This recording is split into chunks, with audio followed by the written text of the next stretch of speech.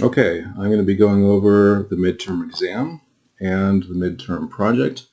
I'll go ahead and let the cat out of the bag right now. You guys are going to be able to redo the midterm exam if you want to later this week. I imagine we'll do it on Thursday. It won't be exactly the same. It'll be a little bit different content, but it'll be basically the same process. The only caveat to that, and the thing to watch out for, is if you do elect to take the midterm exam again, you must go with your new grade. That's how I feel like I can get away with allowing that sort of thing. But we'll talk about that more in class. And all we're going to do right now is just go ahead. I'm going to run through and do this as if I were taking the test myself. And so your job is to create a new HTML document, get this content in there, mark it up so that it is an HTML document, viewable online with structure and so on, and then add some CSS. Now it tells you right off the bat, these are the things that we need to do, all right? It tells you exactly what to do, and we're going to do it to this thing. So first of all, let me go ahead and select all and copy it. And I'm going to create a new document, and this is going to be HTML. And what I like to do is just go ahead and paste all of this stuff into a big comment down at the bottom of the page. It's up to you whether you want to do that. That's not a requirement or anything. So a lot of people would like to just copy and paste directly from this other file. I just find this to be convenient. Okay, I'm just going to go through these one at a time and do these in turn. So the first one is the basic elements of a document. Well, we know what those are, right? Basic elements are going to be the doc type declaration and the root element, which is, if I can type here, the HTML element, and that gets an attribute, language equals EN for English. And then inside of that, the two children of HTML, the root element, are going to be head and body. I think that's pretty easy to remember. And we'll get that in there before anything else. And then inside the head, there's a couple of obligatory elements that go inside of here as well. One of them is the character set meta, so meta char set equals UTF-8, and also a title element. So these two things really need to be inside head all the time. Now, the title also has to have some content in it, and what I like to do is to put in what I think are the two most important pieces of content down here and slap those in there. Looking through this content, I think that it's probably, I hope it's pretty clear that this one and this one are the likely headings, right? So that's probably going to be an H1 and an H2 on the page. The rest of these are going to be paragraphs, and then this one is going to be a list. So if I want to get these guys in there, I might do something like midterm exam, comma, IS250. And the equivalent of this on a website would be, this would be the page name, and then this would be the site ID. But as long as you have a title element and you've got something in there, I stop counting points. That's all I really want for this. Okay, I think it's a good time to go ahead and save. I'm going to save this as, really should be index.html.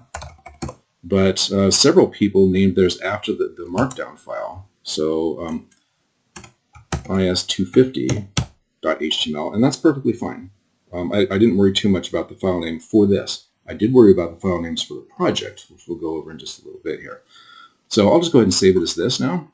And this is an HTML file. I can go ahead and open it up on a browser, but nothing is going to be in there yet except that the title shows up here in the tab name.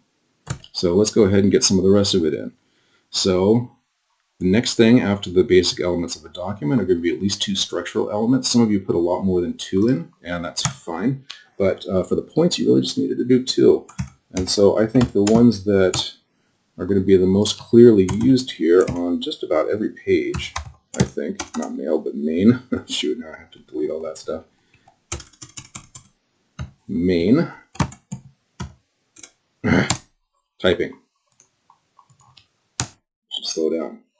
Okay, and I think that probably this one is going to go into an H1 inside header, and then everything else is going to go into main. So some of you did footers, some of you split up main into sections or articles or whatever. That's perfectly fine. But my personal thing, as I've told you before, is if I see a heading followed by content, then that should be either like a section or an article or main or something like that. So I'm going to take this and cut it. And we're going on to the next bit of it now. After the two structural elements, this is paragraphs and headings that we're getting in. So inside of the header, I would put H1 and paste that piece of content into there. The next piece of content is going to go inside main. This could also go inside a header if you wanted to, but I'm going to do just the minimum that it asks for on the exam. So H2 and paste on in there. So I've gotten the headings. I think those are the only headings that we've got in here. The rest of them are going to be paragraphs, except for this big chunk of 5 lines here, which is definitely going to be the unordered list that we do. So let's go ahead and get those paragraphs in there. And these will also go inside main. This is the content that follows the heading. So actually, let me copy these as I do, or rather cut them as I'm doing this to minimize the amount of scrolling that I have to do. And then I'll paste it into these individual paragraphs as I create them. So here's the next paragraph. Oops. I need that punctuation there. That's part of the content. On these kinds of tests, I pretty much always say somewhere that, yeah, use this for the content of your document, which means don't add or delete content. You guys were pretty good about following that instruction. There were a few exceptions, but and some of them even made sense. Like someone put it into a comment instead of like this thing here, instead of having it as a paragraph, had it as a comment, which, okay, that makes sense, but I still had to take a point off for not following instructions there. There's another paragraph, the next one here. So this is just kind of busy work, right? It's just going through and grabbing these chunks of content and creating elements for them. And it's just one of those things. You just kind of do it. Now, is there a more... I'm skipping the unordered list now, doing all the paragraphs first. Is there a more efficient way to do this? Yes, absolutely there is. Not that we've really learned yet. You guys have seen me use Markdown files before. Well, Markdown is actually a way of creating HTML. Like I can export this from certain services as an HTML document. And that does make this more efficient than what we're doing right here. But of course, we're not doing Markdown. I would love to, but we just don't have time for it in this class. I'm already feeling the squeeze about what we're going to be able to accomplish for the rest of the term here. Okay, so this is the piece that some people put into a footer. Again, that's fine, but not necessary. I'll just go ahead and put it into another paragraph here. And we're done with number 3 here. We've got paragraphs, we've got headings. This might be a good time to check it out in the browser. That's not the browser. This is the browser. And there we go. Now we've got some structure in here. We've got some content. We're good to go. Next piece is this guy right here, which is going to be the unordered list. So let's go ahead and get that in. It is, I'll have to reference back here again. It's got 2 paragraphs and then the list. So first paragraph, second paragraph, and then I will put the UL right here. And then again, we're just going to grab these pieces of content down here. If I can get my mouse to behave. And put them as LIs in here, list items. So, oops. Shoot.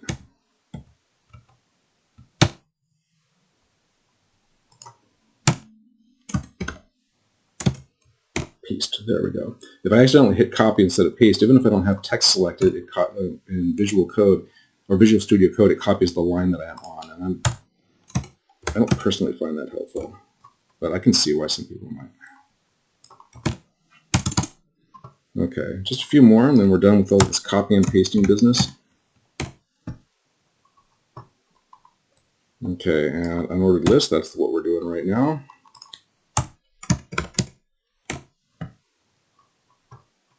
And the last piece of copying and pasting, well, at least from this document. I can get rid of that now. And last piece here, the last LI. There we go. Okay, let's go ahead and save this and check it in the browser. And there we go. We now have the UL in there. Okay, so the last little bit here, of the HTML at least, is getting the hyperlink in there. And we'll do the extra credit at the very end there. So the hyperlink, some people put it on this word, some people put it elsewhere on the page. I was really intending for it to go here. And I think that that's a good thing to keep in mind in the future when you receive some content. If you see something that looks like a hyperlink, it probably should be one, right? If I'm seeing a URL-ish thing in here, then yeah, let's go ahead and mark that up as a link because people are going to want to click on it. So I'll do my ahref equals and leave that empty for right now, and take this content, exit, and put it in there. Now this creates a hyperlink, but the link doesn't go anywhere just yet. So to get the reference in there, you don't want to just paste this into there. For an absolute pathway link, or external link, you need the entire address, including the HTTP, the protocol, the www subdomain if there is one. But let's go ahead, and the best way to do that is go ahead and open up the validator tool and just grab the entire address bar here, oops, and paste it into the hyperreference. Okay, and now if I refresh over here, this link takes me to the validator. Okay, I'll get to the extra credit later on, but let's go ahead and get the CSS portion of it in. So the CSS linked to an external file named default.css, and it changed the font, line height, color, background of the body element. Normally I'm a stickler for following instructions on a test precisely, but in this case I didn't mind if you named this something else, as long as you had an external CSS file and were able to link to it. Okay, so let's go ahead and do this. I'm going to create a new document. This is going to be a CSS document, and you totally don't have to do this, but I like putting a comment up at the top. Just kind of lets me know what file I'm looking at right at the top of the page there. And I'm going to save this as default.css into that same root folder for now. Okay, and then what is it asking me for? Okay, so it wants the font, the line height, color, and background of the body element in particular. This is one of those things where I was looking for you guys to follow the instructions on this. There were some people who did a lot of CSS, some impressive CSS from some of you actually, but you actually sometimes got some points taken off anyway just by not following this selector instruction here, by targeting other elements. So I'm going to create a rule for body, and we're going to change the font, line height, color, and background of this guy. So the font, the easiest way to do this is to do font family, like so. Font family Georgia. I save this, and if I go back to the browser now and refresh, it's like nothing's happening. Why? Well, we haven't put the link into the HTML yet. We have to link to this external CSS file. So let's go ahead and do that. Link. The rel attribute should just say style sheet. And then the hyperreference points to the file, in this case default.css, like so. Save and go over here and refresh, and now I'm seeing some action here. Right now it's applying that CSS. It changed this to Georgia.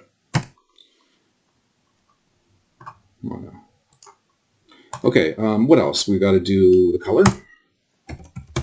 So let's say, I don't know, I'll just keep it simple. I'm going to make this a dark gray instead of black, the way it is right now. You can use hexadecimal, you can use English color names.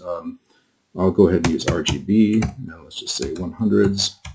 If all the numbers are the same, then it'll give you a gray.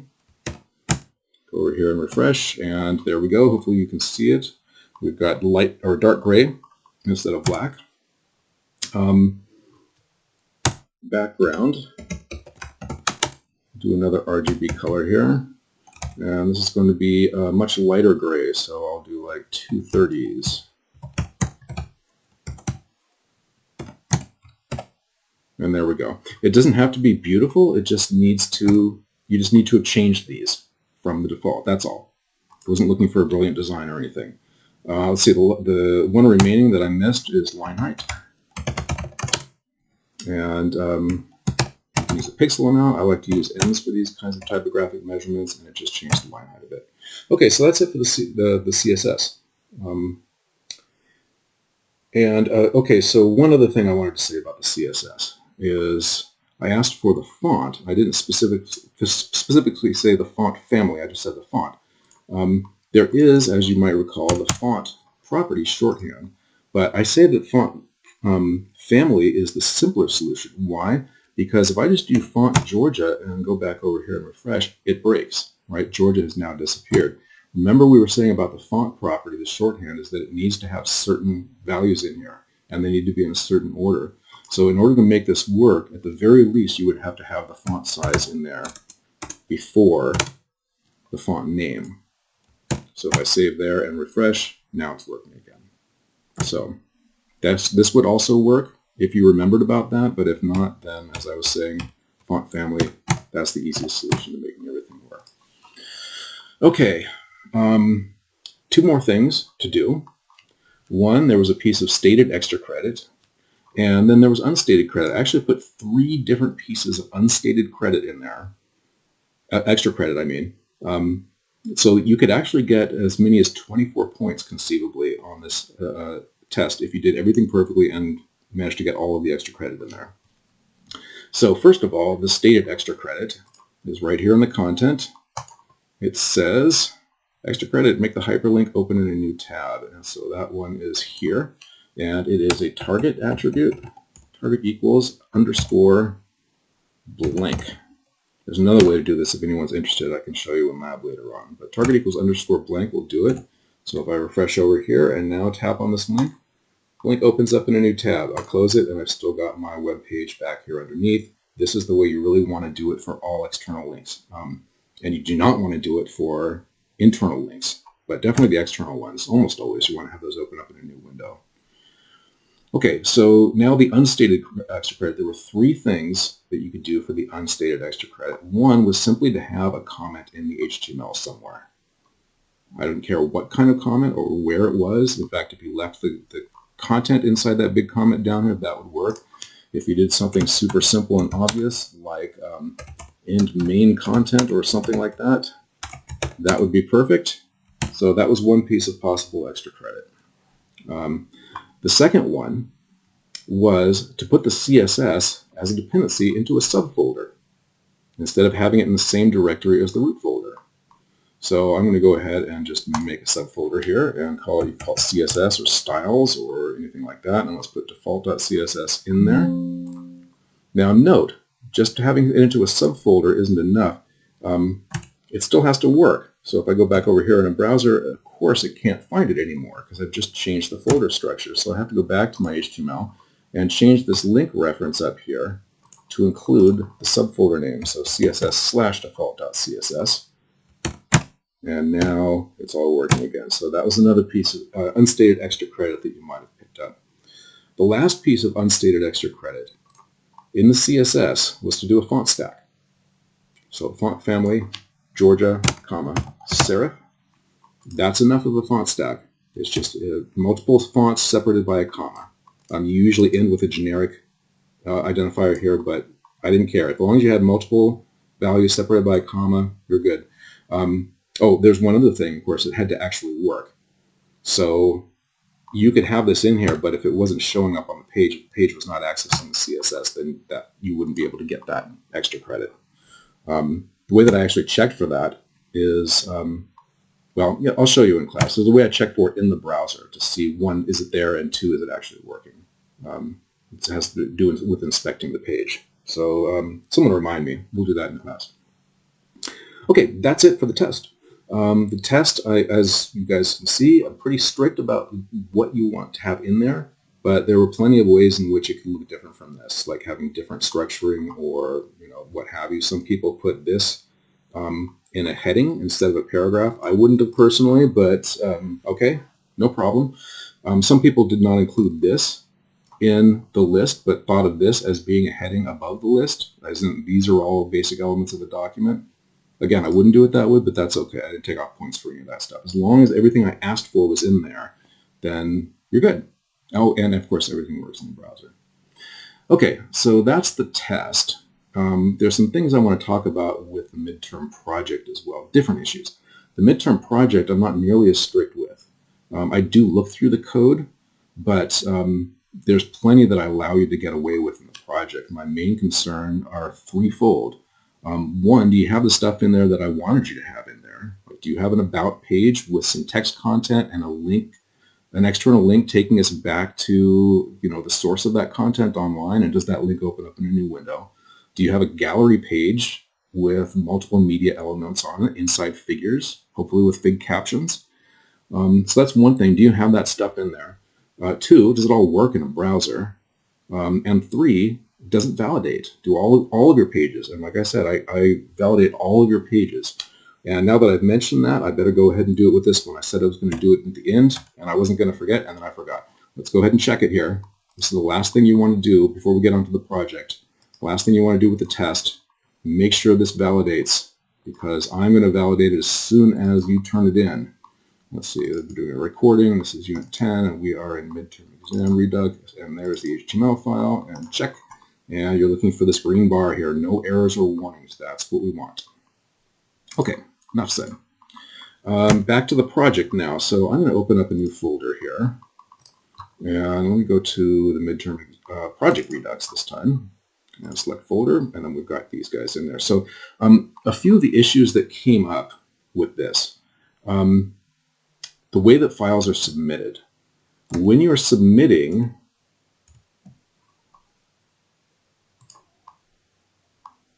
a web project that contains multiple files with subfolders for dependencies, what you want to do is you want to zip the entire folder, the entire root folder, and submit that. That doesn't just go for submissions to me. That's any time you're saving, sharing a web document, uploading it to a file server, anything like that. Oh, you don't have to zip it then, but still. The way that I would submit this midterm project redux is I would go out to the root level here and compress the whole thing to a zip file. There were plenty of people who submitted these guys individually, so let me show you what happens when you do that. So I'm just taking these files. I'm going to leave off the naming conventions for right now. And I'm going to copy them into the folder over here. This is called midterm project no, as in don't do this. And this is what I got from several people, actually, where you're submitting everything individually. And when I download it, it looks like this instead. So everything's just out here in there. So two things about that. One, it's much more difficult for me and time-consuming for me to download your project because I have to download everything individually instead of just downloading one single zip file. But that's not nearly as important as the thing about everything gets broken then. Well, not quite everything, but let's take a look here. This is the original. This is my working folder. And when I open this up, this is just the demo from, Unit 8 last week, whenever it was. And of course, everything's working. The images are all there. The CSS is being linked in, and so on. When you submit everything individually, and I download it like this, let me open this one up. It's broken, right? Same files. It's broken. Now, these guys are still going to be there because all of my HTML files were in the root folder, and they are still all in the root folder. Let's see if I can get back here. There we go. They're still all in the same root folder, so the HTML will be okay, and the links will all still work, right? But the CSS is broken. All the images are broken on gallery and home and about. All of these guys are just gone because we changed the directory structure when you submitted files individually. Now, a couple of people are actually zipping things individually. Like, for instance, every HTML page gets compressed into its own folder. And so like I say index.zip, and there's a gallery.zip and contact.zip. That's even worse. It makes it even more difficult for me to download, and I have to extract each one individually and then move all the files into their own folder. And then it still winds up like this, so it still doesn't work. So just make sure that you are zipping your entire root folder. The only exception to the entire bit is if you have a resources subfolder in here that has some really big files that you don't want to include, then you leave that out and you zip everything else up. But yeah, don't submit it like this. Everything will break. In some cases, that was the thing that took the most points off of your project. So just like the midterm exam, I'm allowing revisions and resubmissions of the project here. So that's one of the things you want to check for. The other thing, of course, is there are still a lot of pages that didn't validate. I don't know how I can harp on this anymore or drive you guys any crazier with me repeating it over and over and over and over and over and over and over again. Validate every HTML document before you submit it. Just do it. Leave it in a big sticky note on your screen so you don't forget, because it's the first thing I'm going to do when you submit the HTML files. Well, one of the first things, okay? Just do it. Just do it. Validate every page, and if you see errors or warnings, fix them, and then revalidate until there are no errors or warnings anymore. Okay, so that's another one. Okay, so another thing that I saw was people renaming files in certain ways. So for instance, let's go ahead and rename it in here. So like using capitals for these kinds of file names, where like the link in your navigation has the lowercase letter, gallery.html with a lowercase g, but the file is an uppercase G. And this one is kind of an abstract point.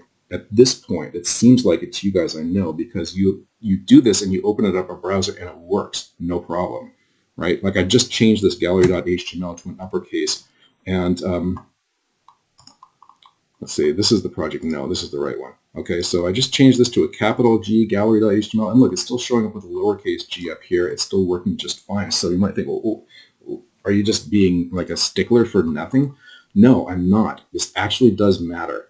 Some file servers, like Unix file servers, and by file servers I mean web servers, like you get your HTML website uploaded online and public facing so people can actually access it over the World Wide Web. Some of them are case sensitive. Some of them aren't. Some of them are. Unix ones are. So if I have something like this where I've got this reference to a lowercase g gallery.html and the actual file name has a capital G gallery, then it'll break. The link will break. And let me tell you something. The last thing you want when you're sitting in a cafe and showing your beautiful new completed project to the client, and you've just uploaded it to a server and you start clicking through the links to show them how wonderful your website is, and some of the links start breaking. That is the last thing you want. So how do you, let me go ahead and change this back, because once you start doing this, this sticks out like a sore thumb. Like I just want to fix this.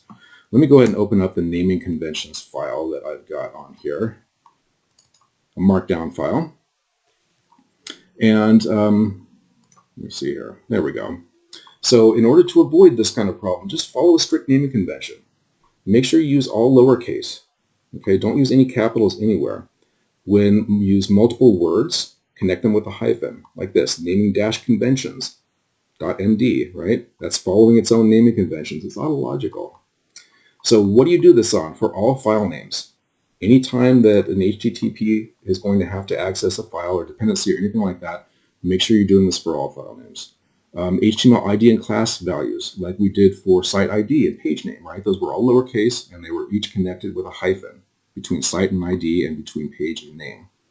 Later on, you'll be learning how to do the HTML custom elements, not in this class, unfortunately, but you use hyphens for those. Data attributes use hyphens. CSS property names all use hyphens. Okay, so just do it for everything. Now, the exceptions, of course, you know there are some. When you're typing JavaScript code, now I'm not talking about the JavaScript file name, the dependency, but the actual JavaScript code, or PHP or MySQL, which if you get into back-end web development, you'll start doing those. You can't use hyphens for those. You cannot use hyphens in an identifier in any of those three languages. It's not allowed. So JavaScript uses something called camel case, where words are connected by a capital letter instead, like this. That's camel case. So you tend to see identifiers in JavaScript that are done like that. In PHP and MySQL, by conventions, you see snake case, where words are connected by underscores. So, but that's other languages. If you're talking CSS, HTML, or file names, HTTP protocol, do all that stuff, all lowercase, connecting words with a hyphen. If you do that, and you do it consistently and get in the habit of it, then you greatly reduce the chances of running into that problem that I was talking about before, about meeting a client and things start breaking as soon as they go online. And that's what you really want to avoid. Okay, finally, the home page, despite the fact that it's called the home page, needs to be named index. Some people are still turning in home pages that are named something else, like home.html or myindex.html or landing or welcome.html. It cannot be any of those. And again, you might open your project up in the browser and think, well, you know, everything's working. Well, I don't know what the problem is. Well, in this case, I can actually show you what the problem is. I've installed a live server here in Visual Studio, so it actually emulates as if this file were being served over an actual, well, from a file server, from a web server. So let's go ahead and grab this guy, this index, and go live. And it's going to open it up in a browser. And notice the URL changes here. This is the file protocol here, the C:/ or on Windows you see actually file : the triple slash after it. But this shows that it's actually being run through a port. It's actually being served. So I'd like to point out that this shows index.html, but if it's being delivered through a file server, I actually don't need to put index.html there. All I need is the server name, and that's it. Hit enter, and look at that. It's still going here. It's still opening up the home page. Why? Well, the browser knows that that's the home page because it's called index. Now, I'm going to go ahead and stop the server,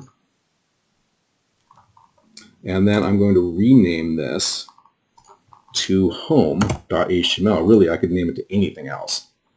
And I'm going to go live again, so it's going to open the server again.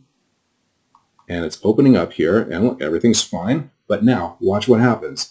If I remove the trailing file name from the URL and try to just go to the server name, it's broken.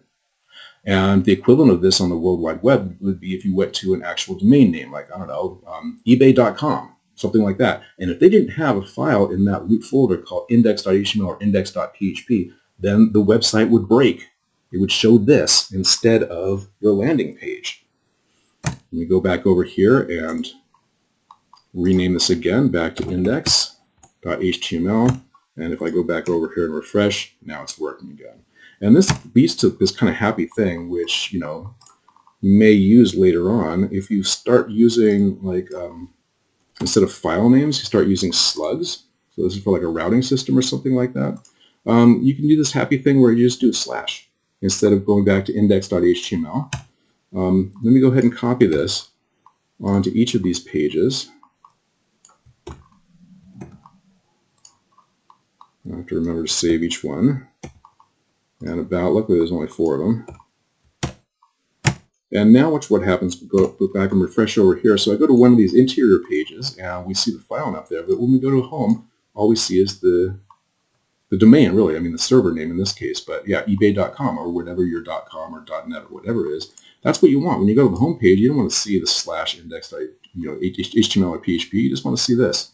So name your home page index.html. Okay? Always, always, always, always. Okay, I think that's good enough. We'll talk about whatever else we need to talk about when we get into class. All right.